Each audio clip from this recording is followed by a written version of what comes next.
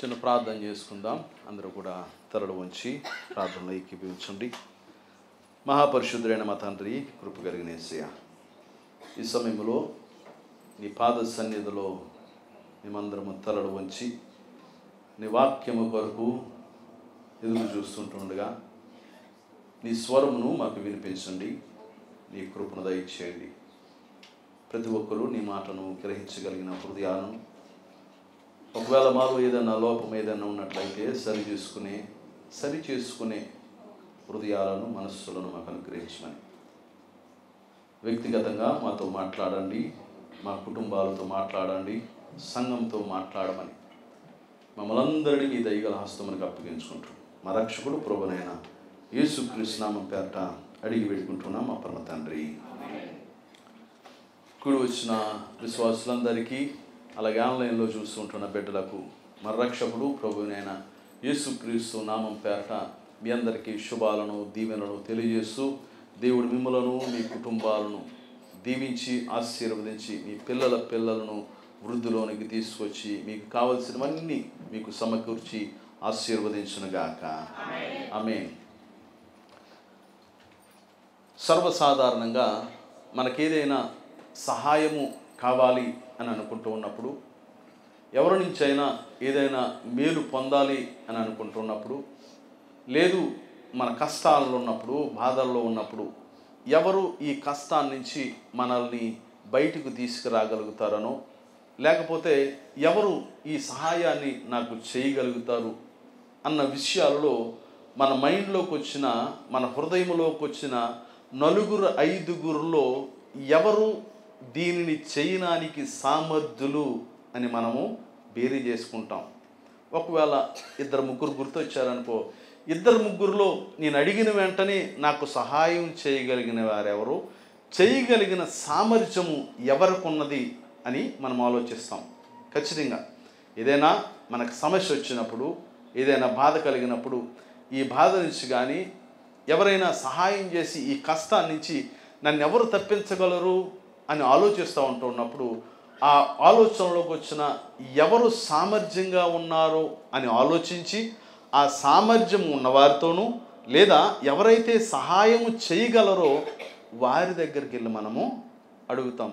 ఇది నాకు సహాయం కావాలి, ఈ సహాయం నాకు చేయండి, ఇలాగా నా ఇబ్బందులు ఉన్నాయి, ఈ ఇబ్బందుల నుంచి నన్ను మీరు కొద్దిగా తప్పించండి, నాకు ఈ సహాయం అవసరమవుతూ ఉంటున్నది, మీరు ఈ సహాయం చేస్తే ఈ కష్టం నుంచి నేను గొట్టెక్కగలదును, ఈ కష్టం నుంచి నేను తప్పించుకోగలదును, ఈ సమస్య నుంచి పరిష్కారం నాకు మీ ద్వారా దొరుకుతుందని ఎవరైతే సామర్థ్యం ఉన్నదని మనం అనుకుంటామో వారి దగ్గరికి వెళ్ళి మనము అడుగుతాం. ఈ సమయంలో క్రైస్తవులుగా, విశ్వాసులుగా మనం ఏం చేస్తూ ఉన్నామనంటే, మనుష్యుల యొక్క సామర్థ్యాన్ని మనము బేరు చేసుకుంటూ ఉన్నాము, కానీ నిజమైన సామర్థ్యం కలిగిన దేవుని దగ్గరికి మనం వెళ్ళలేకపోతూ ఉన్నాం. దేవుని మహిమ కలుగును గాక. మనము నమ్ముకున్న దేవుడు ఏ సామర్థ్యం కలిగిన వాడో, ఎంత శక్తిమంతుడో, ఎంత మహిమాన్వితుడో, ఎంత ప్రభావము కలిగిన వాడో అన్న విషయాన్ని మనం మరిచిపోతూ ఉన్నాం. అందుకే కొన్ని సమస్యలను మనం దేవుని చెంతకు తీసుకువెళ్ళలేకపోతూ ఉంటున్నాం. కారణం, దేవుని యొక్క సామర్థ్యాన్ని మనం గుర్తించలేకపోతూ ఉంటున్నాం. దేవుని యొక్క శక్తిని మనము గ్రహించలేకపోతూ ఉంటున్నాం.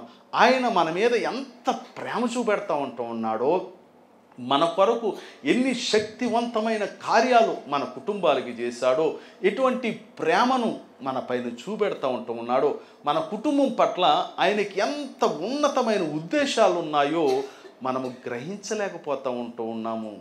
ఆయన చాలా ప్రేమామయుడు, ఆయన గొప్పవాడు, ఆయన శక్తిమంతుడు.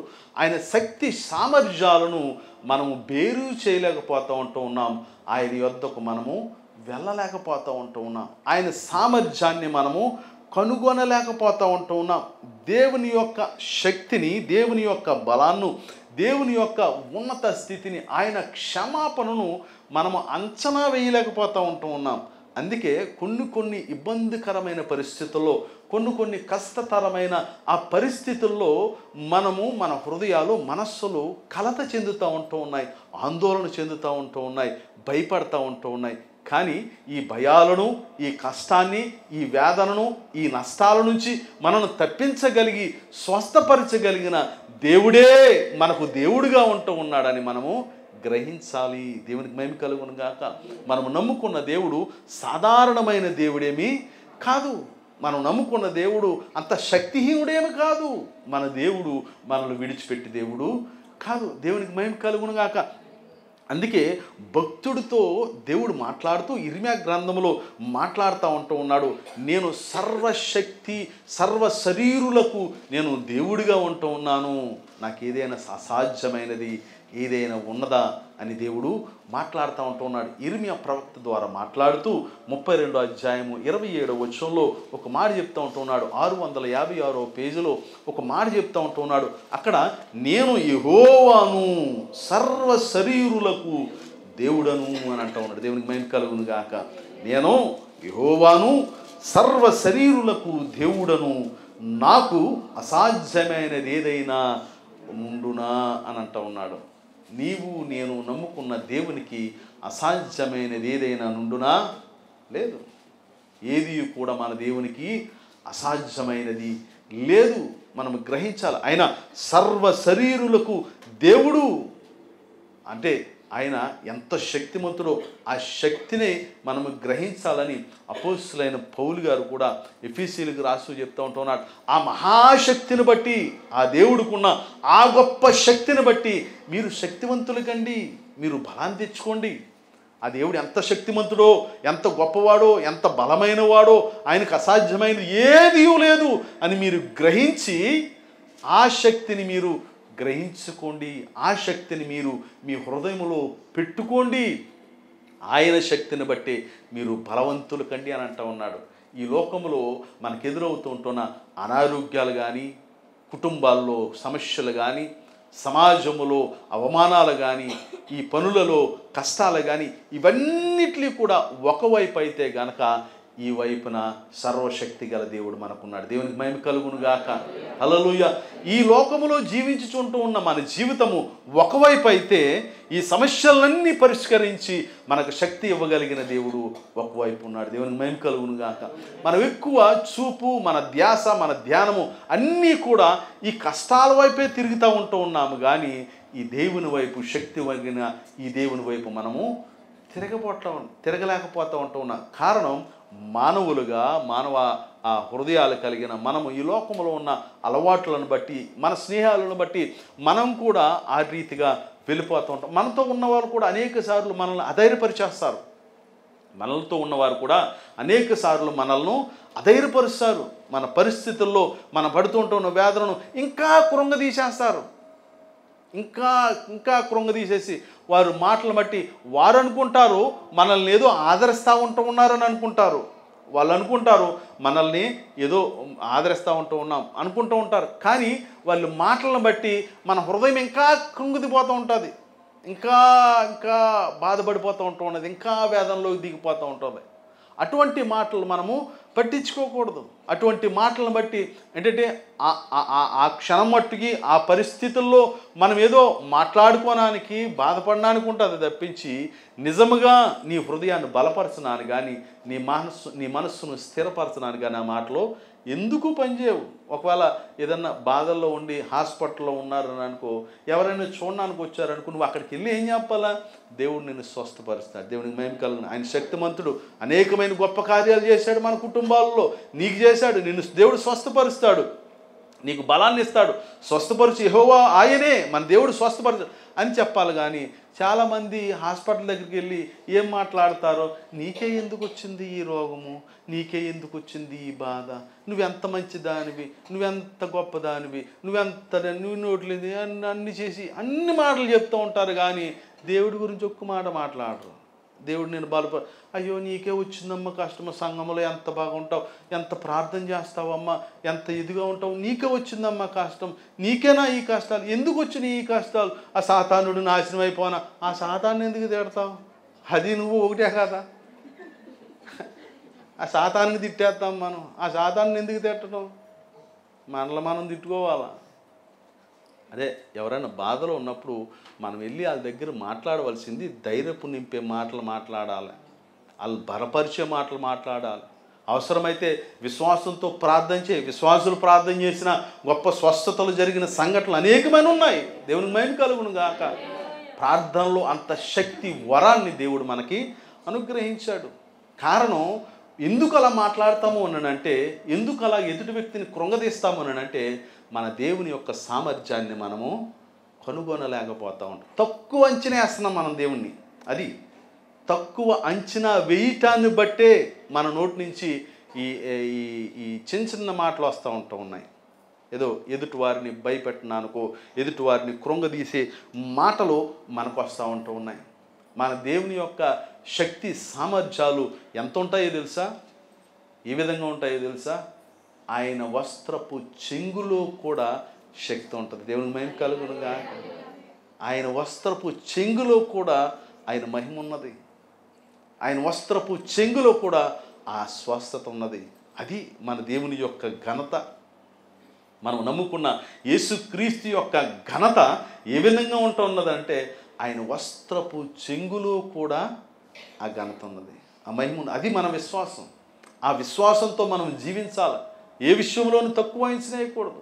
12 సంవత్సరాల నుంచి రక్తస్రావంతో బాధపడుతూ ఉన్న ఆ స్త్రీ తనకున్న ధనమంతా వైద్యానికి అట్లీట్లకి అన్నిటికీ పాడు చేసేసింది. కానీ ఒక విశ్వాసంతో ఎక్కడ ముట్టుకున్నది? యేసుక్రీస్తు యొక్క వస్త్రపు చెంగును ముట్టుకున్నది. ఆ విశ్వాసము యేసుక్రీస్తు ప్రార్థన చేస్తాను, యేసుక్రీస్తు ముట్టుకుంటేనే కాదు, నీ విశ్వాసంతో ఆయన వస్త్రపు చెంగు ముట్టుకున్నా మనకు స్వస్థత. దేవునికి మహిమ కలుగును గాక. అక్కడ ఉన్న స్త్రీ యేసుక్రీస్తుని ఏమన్నా తక్కువ అంచనా వేసిందా? లేదు. యేసుక్రీస్తును ఎంతో ఉన్నతంగా చూసింది. ఆయన శక్తి ప్రభావాలను చూసింది. ఆయన దైవ కుమారుడిగా చూసింది. ఆయనే రక్షకుడని ఎంచుకున్నది. ఆయనే స్వస్థపరచువాడని ఎంచుకున్నది. అందుకే ఆమె వెళ్ళి ఆ వస్త్రం, ఎంతో జనాలంతా వెళ్ళిపోతూ ఉంటుంటే ఆ వస్త్రపు చింగాల ముట్టుకున్నదంట. వెంటనే ఆయనలో ఉన్న ప్రభావము ఆ వస్త్రపు చెంగు కూడా వెళ్ళి ఆమెని స్వస్థపరుస్తుంది. అది మన దేవుని యొక్క ఘనత. అది మనం నమ్ముకున్న దేవుని యొక్క కీర్తి. అది మన దేవుని యొక్క వస్త్రపు చెంగులో ఉన్న గొప్ప శక్తి. ఆ విధంగా ఉన్నది. అది చూస్తే కనుక మార్కు సువార్త, మార్కు గారు చెప్తూ ఉన్నారు 5వ అధ్యాయంలో 23 నుంచి 34 వరకు, 24 నుంచి 34 వరకు చూస్తే కనుక 35వ పేజీలో అక్కడ ఈ సన్నివేశాన్ని వ్రాయటం జరుగుతూ ఉన్నది. ఆ స్త్రీ ఏ విధంగా బాధపడుతూ ఉన్నది, ఎన్ని సంవత్సరాల నుంచి వేదన పడుతూ ఉన్నది, ఎంత ఆమె వ్యయపరిచ ఉన్నది, సమస్తము వ్యయపరిస్తూ ఉన్నది. ఆ రక్తధారలు ఎంత ఆగట్లేదు. అయినను ఆయన యేసుక్రీస్తు యొక్క శక్తి సామర్థ్యాలని నమ్ముతూ ఉన్నది. యేసుక్రీస్తును విశ్వసిస్తూ ఉన్నది. ఆ విశ్వాసమును బట్టి శక్తి కలిగిన యేసుక్రీస్తు యొక్క ఆ ప్రభావము ఆ వస్త్రపు చెంగులో నుంచి ఆమెను స్వస్థపరిచింది. ఈ దినాన్న మన హృదయాలను కూడా మనము కూడా అట్టి రీతిగా బలపరుచుకోవాలి.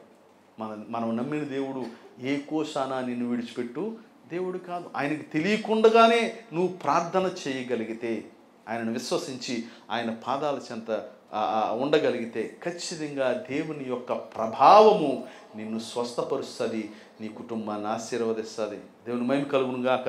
ఇక్కడ చెప్తూ ఉంటున్నాడు కదా, ఆయన అతనితో కూడా వెళ్ళును. 24వ వచనం నుంచి, ఆయన అతనితో కూడా వెళ్ళును బహుజన సమూహములను ఆయన వెంబడించి ఆయన మీద పడుచుండురి. 25వ వచనంలో 12 ఏండ్ల నుండి రక్తస్రావ రోగము కలిగిన ఒక స్త్రీ ఉండెను. ఆమె అనేక వైద్యుల చేత ఎన్నో తిప్పలు పడి తనకు కలిగినదంతయు వ్యయము చేసి ఎంత మాత్రమును ప్రయోజనము లేక మరింత సంకటము పడెను. తనకున్నవన్నీ పాడు చేసుకుంటూ ఉన్నది, తనకున్నవన్నీ చేసుకుంటూ ఉన్నది, అన్ని వ్యయపరుస్తూ ఉన్నది. ఏంటి అని అంటే ఏదో ఒక ఆశ, ఏ విధము చేతనైనను నేను స్వస్థపరచబడాలి. ఏదో విధంగా మనం మామూలుగా చెప్తూ ఉన్నాం కదా, ఈ దినాల్లో యూట్యూబ్ వైద్యాలు ఎక్కువైపోతూ ఉన్నాయి కదా. ఆడికి ఏదో జరుగుతుంది అన్ని యూట్యూబ్లో పెట్టేస్తాడు, మనం 10 మందికి షేర్ చేస్తాం. ఆ 10 మందిలో 10 మంది ఫెయిల్ అయిపోతారు. ఏది కూడా సరిగ్గా ఉండదు. ఏంటంటే మన తృప్తి, ఏదో ఇలా చేస్తే నేను బాగుపడతానేమో. ఈ ఆకుకూరలు పచ్చిగా తింటే ఆ పురుగులతో పాటు ఆ పురుగులు లోనకి వెళ్ళిపోయి పచ్చి ఆకులు తినేస్తే ఆ పచ్చి ఆకులకున్న పురుగులు లోనకి వెళ్ళిపోయి లోనున్న పురుగును కూడా ఈ పురుగు తినేస్తుంది. ఆ రెండు పురుగులు కలిపి మనం తినేస్తాయి.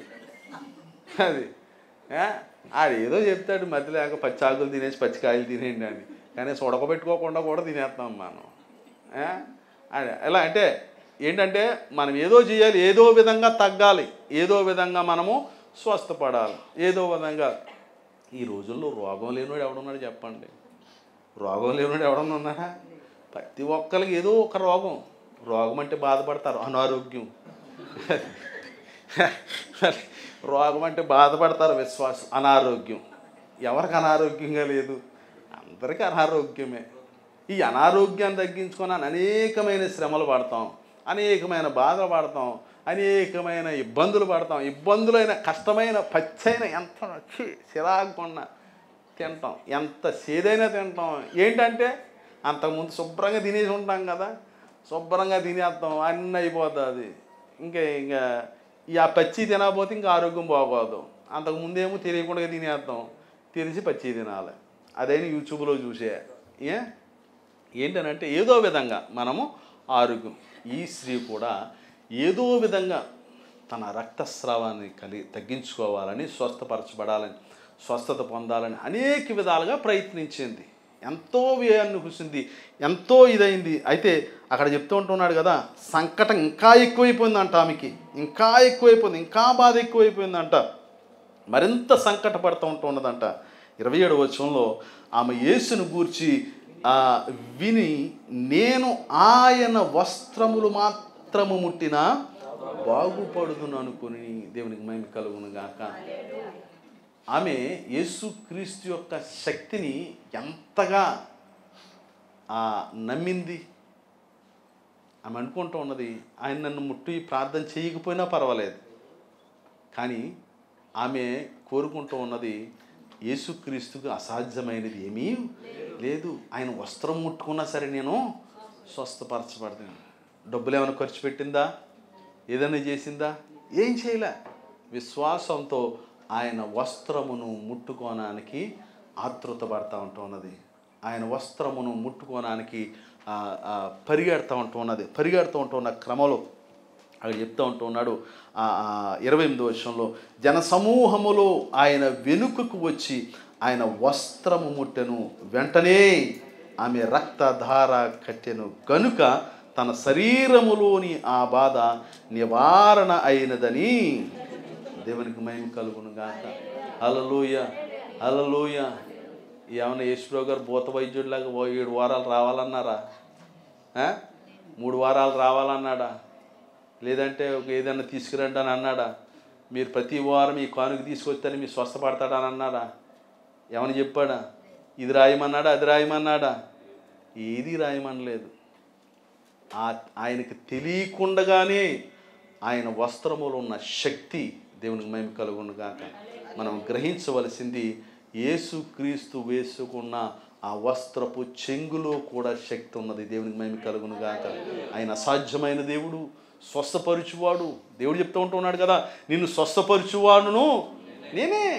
యెహోవాయే మనలను స్వస్థపరుచువాడు, ఆయనే మనలను నడిపించువాడు, ఆయనే మనలను తోడుకొని వెళ్ళువాడు, ఆయనే మనలను కాయువాడు, కాపాడువాడు. మనం నమ్మాలా, మనం విశ్వసించాలి. మన హృదయంలో ఆ ఆలోచన మన హృదయాల్లోకి రావాలి. భక్తి పెంచుకోవాలా, ఆధ్యాత్మికత పెంచుకోవాలి. ఎప్పుడైతే మనం దేవుని యొక్క ఆధ్యాత్మికతకు, దేవుని యొక్క పరిశుద్ధాత్మకు మన హృదయంలో చోటిస్తామో మన ప్రవర్తన కూడా మారుతుంది, పరివర్తన చెందగలుగుతాం. ఎప్పుడు చిన్నపిల్లల్లాగా ఆలోచించం, ఎప్పుడు చిన్నపిల్లల్లాగా మారాలు చేయం, ఎప్పుడు చిన్నపిల్లల్లాగా మాట్లాడడం, ఎప్పుడు చిన్నపిల్లల్లాగా ప్రవర్తించము. ఎందుకనంటే దేవుని యొక్క ఆత్మ మనలో ఉండి పరివర్తన చెందుతాం. దేవుని ఆత్మ చేత మనము దేవుని మీద ఇంకనూ విశ్వాసం పెంచుకోవడానికి అవకాశం ఉంటుంది. ఎప్పుడు అనంటే మన హృదయంలో దేవునికి చోటిచ్చినప్పుడు, నిజంగా మనం దేవుని నమ్మినప్పుడు, ఆ నమ్మి ఆ వస్త్రపు చెంగు ముట్టుకున్నది కాబట్టే, దేవుని యొక్క శక్తిని కనుగొన్నది కాబట్టే, గ్రహించింది కాబట్టే ఆమెకు ఇక్కడ స్వస్థత కలిగింది. దేవుని యొక్క దేవుడు వేసుకున్న వస్త్రపు చెంగులోనే కాదంట శక్తి ఉంటా. మనం నమ్మవలసింది, విశ్వసించవలసింది ఆయన మాటలో కూడా శక్తి ఉన్నదంట. దేవుని మహిమ కలుగును గాక. హల్లెలూయా. ఒకానొక సమయంలో అధికారి యేసుక్రీస్తు దగ్గరికి వెళ్ళి, ఇదిగో నా పనివాడు నీరసంగా ఉన్నాడు, చచ్చిపోవడానికి సిద్ధంగా ఉన్నాడు ఉన్నప్పుడు, నేను వస్తాను పదా అన్నప్పుడు ఆయన ఆ అధికారి చెప్తూ ఉంటాను, ప్రభువా నా మీద నా కింద వేల మంది సైనికులు ఉంటారు, నేను అధిపతిగా ఉన్నాను, నేనేం చెప్తే అది చేస్తారు, కానీ నువ్వు రానానికి నేను పాత్రుడిని కాదు, ఒక్క మాట చెప్పు, నాకు ఒక్క మాట చెప్పు, ఒక్క మాట చెప్తే నా పనుడు బతుకుతాడు. దేవుని మహిమ కలుగును గాక. మనం నమ్ముకున్న యేసుక్రీస్తు మాటలో ఆ ఘనత ఉన్నది, యేసుక్రీస్తు మాటలో ఆ శక్తి ఉన్నది. ఆ మాటను మనము నమ్మాలి. ఒక్క మాట ప్రభువా, ఒక్క మాటే కదా యాకోబును ఇశ్రాయేలుగా మార్చింది.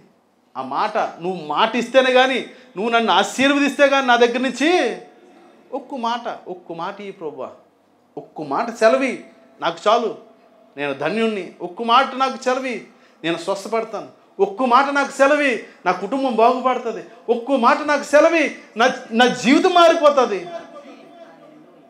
దేవుని మహిమ కలుగును గాక. ఎన్నిసార్లు అడిగాం మనం, ప్రభా ఒక్క మాట నాకు ఇయ్యని. ఎన్నిసార్లు మనం దేవుని పాదాల చెంత కూర్చుని, ప్రభా ఒక్క మాట సెలవి, ఒక్క మాట నాకు ఇస్తే చాలు, నేను ముందుకు వెళ్ళిపోతాను. ఎన్నిసార్లు అడిగాం? అడగాలి, దేవుణ్ణి అడగాలి. ప్రతి విషయంలోనూ ప్రభా ఇది నేను తలపెడతా ఉంటున్నాను, ఇది నేను ముందుకు వెళ్తూ ఉంటున్నాను, ఈ పని నేను పూనుకుంటూ ఉన్నాను, ఒక్క మాట నాకు సెలవు ఈ ప్రభా అని ఎన్నిసార్లు మనము దేవుణ్ణి అడుగుతూ ఉన్నాం. మేము అమెరికాలో ఉన్నప్పుడు ట్రైనింగ్లో ఉన్నప్పుడు పాస్టర్ అమ్మగారికి 8వ నెల స్టార్ట్ అవునప్పుడు అంతకుముందు అక్కడ ఉన్న సంఘం యొక్క నియమావళి ఏంటంటే, ఇక్కడి నుంచి అక్కడ ట్రైనింగ్కి వెళ్ళిన ఏ జంట కూడా అక్కడ డెలివరీ అవ్వడానికి లేదు, అక్కడి నుంచి వెళ్ళిపోవలసిందే. కానీ దేవుడు మాకు అనుగ్రహించిన బిడ్డ అక్కడ ఉండడానికి అక్కడ బిషప్ గారు అనుమతించలేదు.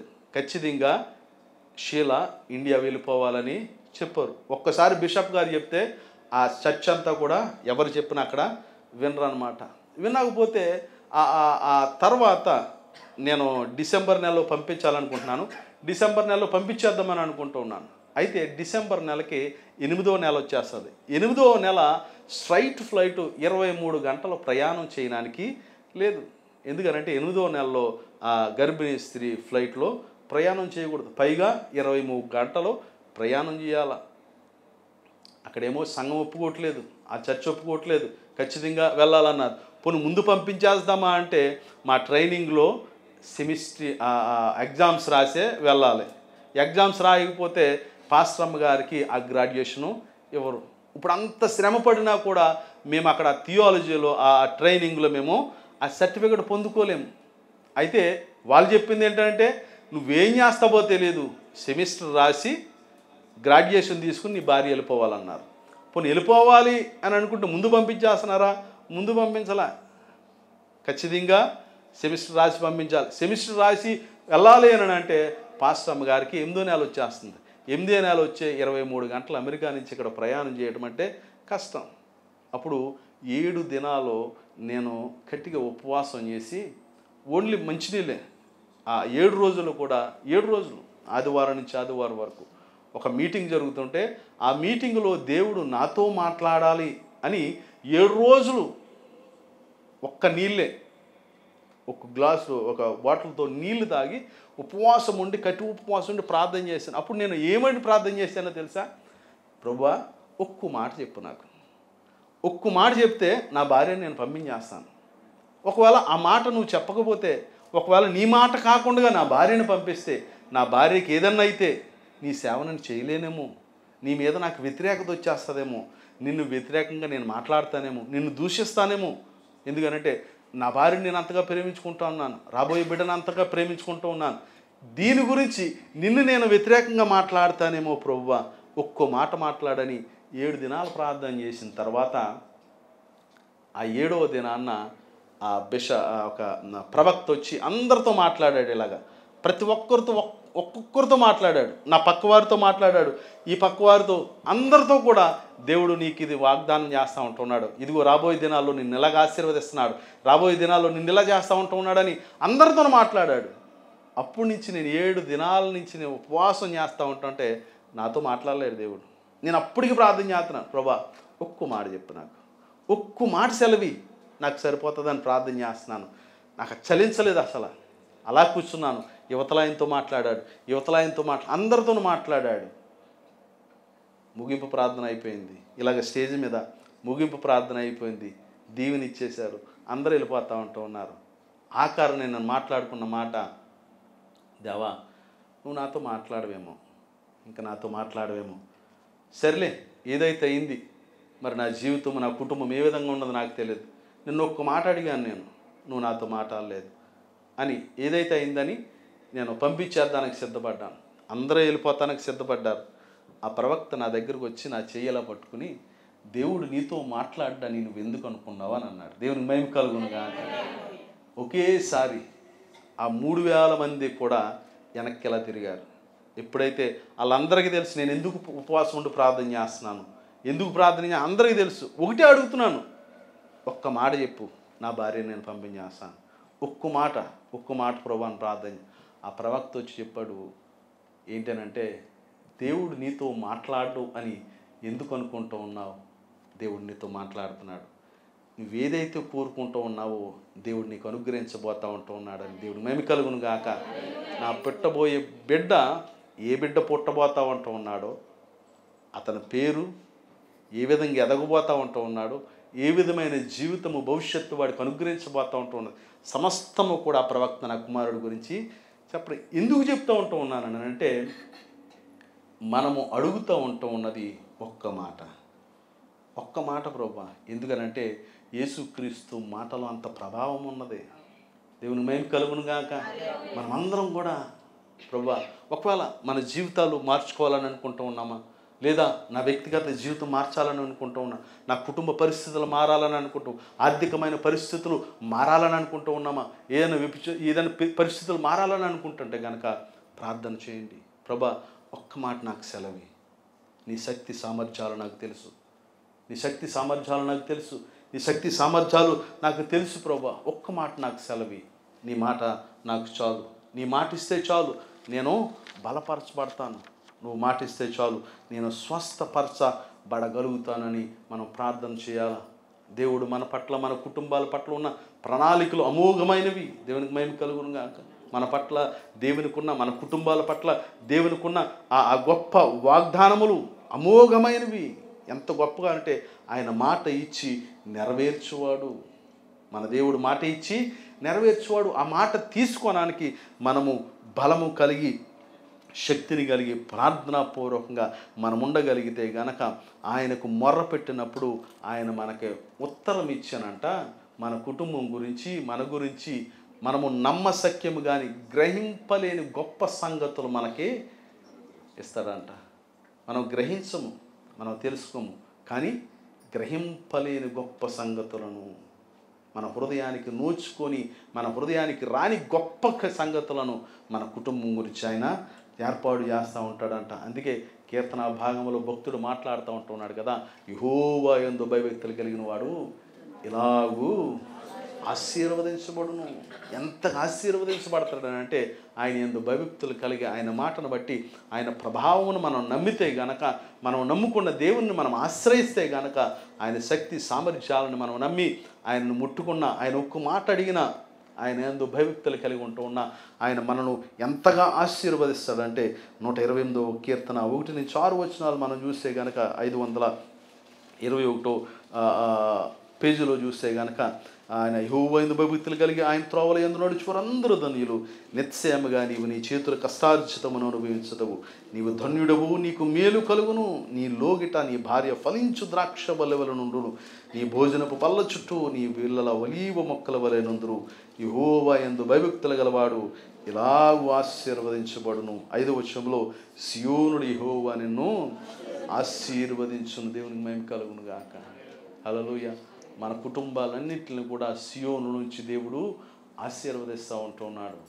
మనం కోరుకోవాలా, మనం ఆయన్ని అడగాలి. ఆయన సామర్థ్యాన్ని మనము నమ్మాలి. మనం ఆయన విశ్వసిస్తే గనక, ఆయన నమ్మితే గనక ఆయన ప్రేమను కూడా ఒక్కొక్కసారి మనము అంచనా వేయలేకపోతూ ఉంటున్నాం. యేసుక్రీస్తు యొక్క ప్రేమను మనము అంచనా వేయలేకపోతూ ఉంటున్నాం. భక్తులు చెప్తాడు కదా, ఆయన ప్రేమస్వరూపి. యేసుక్రీస్తు ప్రేమస్వరూపి అనంట. యేసుక్రీస్తు ఆ ప్రేమను మనం అంచనా వేయలేకపోతూ ఉంటున్నాం. ఎంతగా ప్రేమించాడంటే ఈ లోకమును ఎంతో దేవుడు ప్రేమించి ఉన్నాడు. తన అద్వితీయ కుమారుని యందు పుట్టిన వానిని ఆయన దీవిస్తూ ఉంటూ ఉన్నాడు. అంతేకాదు, ఎవరైతే యేసుక్రీస్తుని నమ్ముతారో వారు తీర్పులోనికి రారు. దేవుని మహిమ కలుగును గాక. అంతగా నిన్ను నన్ను ప్రేమిస్తూ ఉంటూ ఉన్నాడు. అంతగా నిన్ను నన్ను స్వస్థపరుస్తూ ఉంటూ ఉన్నాడు. అంతగా నిన్ను నన్ను బలపరుస్తూ ఉంటూ ఉన్నాడు. ప్రాముఖ్యంగా ఆయన ప్రేమ ఎంత గొప్పది అని అంటే, యేసుక్రీస్తు ప్రేమ మనలను శుద్ధీకరిస్తూ ఉంటూ ఉన్నది. మన మీద ఉన్న ప్రతి పాప శాపములను తొలగిస్తూ ఉంటూ ఉన్నది. అది మనం నమ్ముకున్న యేసుక్రీస్తు యొక్క ప్రేమ గొప్పతనం. మనం నమ్ముకున్న క్రీస్తు యొక్క గొప్పతనం అది. దానిని విశ్వసిద్దాం, దానిని ఆశ్రయిద్దాం, యేసుక్రీస్తును ఆశ్రయిద్దాం, యేసుక్రీస్తు ప్రభావాన్ని ఆశ్రయిద్దాం, యేసుక్రీస్తును నమ్ముదాం.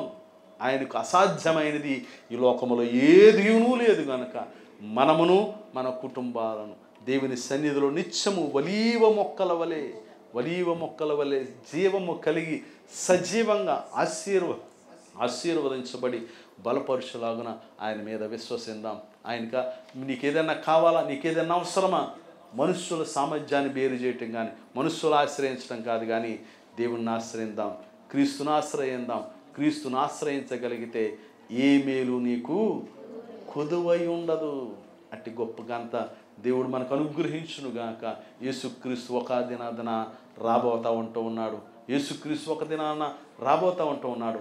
ఆ దినాన్న ఆయన ముందు నిలవబడగల సాక్ష్యాలను మనమందరము పొందుకొని దీవించబడదాం. దేవుడు మనందరిని దీవించి ఆశీర్వదించునుగాక. లేచి నిలవబడండి, చిన్న ప్రార్థన చేద్దాం. సకల ఆశీర్వాదములకు కారణపుత్రుడైన మా తండ్రి, కృప కలిగిన యేసయ్య, నీ సన్నిధి సమాధానం మాతో ఉంచండి, బలపరచండి. ఇదిగో నాయన, కొన్ని సందర్భాల్లో నీ శక్తి సామర్థ్యాలను మేము అంచనా వేయలేకపోతూ ఉంటూ ఉన్నామేమో. నీ వస్త్రపు చెంగులోనే శక్తి ఉన్నది, నీ మాటలోనే స్వస్థత ఉంటూ ఉన్నది. ప్రభువా, ఈ సమయంలో నాయన మిమ్మల్ని ఆశ్రయిస్తూ ఉంటూ ఉన్నాం. నీ ఒక్క మాట మాకు సెలవివ్వండి. నీ శక్తి సామర్థ్యాలను మేము నమ్ముతూ ఉంటూ ఉన్నాం. మా కుటుంబాలను బలపరచండి. వ్యక్తిగతమైన జీవితాలు ఆత్మీయతలో నాయన, ఆధ్యాత్మికతలో నీ శక్తితో నింపబడి నాయన, నీ ప్రేమతో నింపబడి, నీ వలే నీ మనస్సును నాయన మేము ధరించిన వారమై ఈ లోకములో నీకు మాదిరిగా మేము జీవించడానికి కృపను దయచేయండి. ఏ హృదయం అయితే కలత చేత, ఏ హృదయం అయితే బాధ చేత, ఆర్థికపరమైన ఇబ్బందుల చేత కలతలు చెందుతూ ఉంటూ ఉన్నదో ప్రతి హృదయమును మీరు చూస్తూ ఉంటూ ఉన్నారు.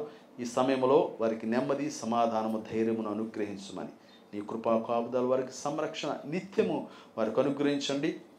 వారికి, వారి కుటుంబాలకు, వారి పిల్లలను మీరు దీవించి ఆశీర్వదించి బలపరిచి సమాధానంతో నింపమని మా రక్షకుడు ప్రభువైన యేసుక్రీస్తు నామం పేరట అడిగి వేడుకుంటున్నాం మా పరమ తండ్రి.